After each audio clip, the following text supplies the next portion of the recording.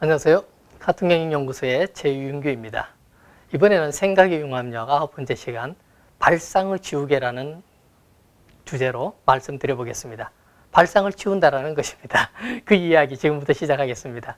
발상의 힌트는 내 눈에 보이는 것들 속에 있습니다. 여러분 눈에 보이는 것, 지금 여러분이 바라보시는 그 속에 있습니다. 그걸 바라보시고 어떻게 생각할 것인가, 그게 중요한 것입니다.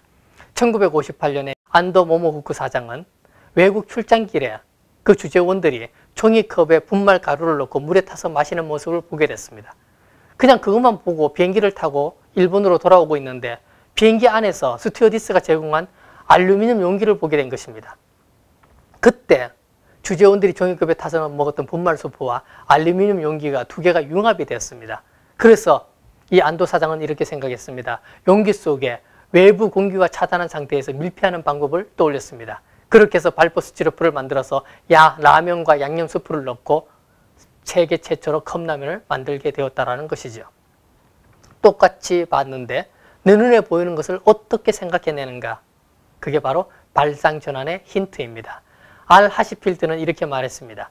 모든 사람이 창조적이며 모든 사람에게 재능이 있다. 단지 나는 모든 사람이 훈련되지 않았다고만 생각할 뿐이다. 창조적인 것은 내일이 아닙니다라고 많은 직원들이 얘기하지요. 그러나 그렇게 말하는 사람들은 자기 스스로 자기의 가치를 낮추는 것입니다. 이 세상의 모든 사람들은 훈련되지 않았을 뿐이지 창조적인 사람이기 때문입니다. 그래서 우리는 보고 생각하고 분석하고 응용해야 됩니다. 1772년에 우연히 연필로 글을 쓰다가 꼼으로 문질러 봤더니 글씨가 지워지는 것을 발견한 사람, 그 사람은 바로 영국의 화학자 조지프 프리스틀리였습니다. 그래서 이 사람은 고무 지우개를 만들었습니다. 그 고무 지우개를 가지고 1867년 8월 달에 가난한 화가 지망생이었던 15살밖에 안 된 하이만은 자기가 대생 연습하다가 대생이 잘못돼서 지우개를 찾던 중 어디에 두는지 알 방법이 없었어요. 그게 너무 불편해서 지우개를 실로 끼워서 연필에 묶었습니다. 연필 끝에 실이 달려있고 지우개는 저쪽에 있어요. 그렇게 쓰다 보니까 이것도 불편해요. 그래서 15살 하이만은 지우개를 연필 위에 모자처럼 얹자, 이 아이디어를 냈습니다. 그 아이디어를 냈더니 친구가 너무 좋다라고 해서 이거를 특허 출원을 했습니다. 그래서 특허 출원을 하고 매출액의 20%를 받는 조건으로 계약을 했다라고 합니다. 이제 또 다른 지우개 이야기 말씀드리겠습니다. 1870년대 타자기가 보급되었습니다. 타자기는 타이핑을 치니까 한 글자를 잘못 치면 A4용지 전체를 버려야 됩니다. 비서였던 여비서, 그레이엄도 마찬가지였어요. 그래서 이 여비서는 이 전체를 버리는 게 낭비잖아요. 그래서 고민을 하다가 1951년에 매니큐어처럼 덧칠해서 지울 수 있는 수정액을 만들었습니다.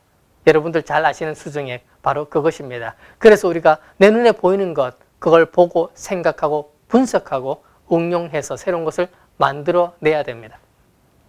존 브룩만은 저명한 과학자 110명에게 이렇게 물었습니다.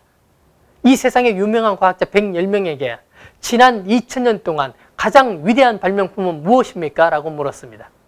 그랬더니 수많은 답이 나와요. 컴퓨터, 시계, 피임약, 민주주의, 인쇄기술, 아이스피린, 거울, 망원경, 수백 가지 답이 나옵니다. 그런데 그 중에서 아주 이상한 답을 낸 사람, 바로 더글러스 러시코프였습니다. 그는 이렇게 얘기했습니다. 지난 2000년 가장 감동적인 발명품은 바로 지우개였다.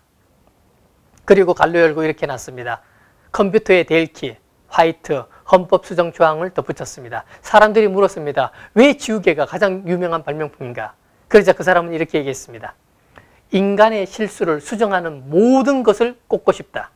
지우개는 우리의 참여소이며 용서하는 자이며 타임머신이다. 수정할 수 있다는 것, 그 자체만으로도 이것은 최대의 발명품이다라고 말을 했습니다. 그래서 우리는 아무리 단순하지만 보고 생각하고 분석하고 응용해야 됩니다. 자유롭게. 생각은 머릿속에 하니까 돈 안 들잖아요. 마음대로 무한대로 한번 생각 한번 해보세요. 어느 날 저도 이런 생각했습니다. 만약 지우기만 하고 수정할 수 없다면 어떤 일이 벌어질까? 지우는 그 순간 절대 수정 못한다면 어떤 일이 벌어질까? 사람들은 굉장히 신중하게 일하겠죠. 영화 내 머릿속에 지우개를 보면 치매에 걸린 여성 이야기가 나옵니다. 치매는 라틴어에서 유래된 말로 정신이 없어진다라는 뜻입니다. 지우개로 뇌 속에 저장된 정보를 깨끗이 지워버린 것처럼 정상 생활을 하던 사람이 기억력, 언어 능력, 방향 감각, 판단력 등을 잃어가는 것이지요. 그래서 그걸 연구하고 고민하던 사람, 바로 독일의 알츠하이머 박사입니다. 그 알츠하이머 박사가 1907년에 치매를 발견하였고요. 그러나 아직 전문적인 치료법은 나오지 않았어요. 그래서 사람들은 어떻게 하면 나을 수 있는가, 치료받을 수 있는가라고 고민을 하지만 치료법은 나오지 않았는데 단 한 가지, 머리를 많이 쓰는 사람은 치매에 걸릴 확률이 적다라는 것입니다. 그래서 저처럼 자유롭게 상상하는 사람은 항상 말을 합니다. 많이 상상하자, 많이 발상하자, 많이 생각하자. 창조의 원천도 되기도 하지만 치매에 걸리지도 않는다라는 것이죠. 그래서 제가 초등학생들은 지우개로 뭘 할까라고 해서 질문을 한번 해봤습니다. 초등학생들에게 지우개로 할 수 있는 것 한번 적어봐라고 했더니 초등학생들이 이렇게 얘기합니다.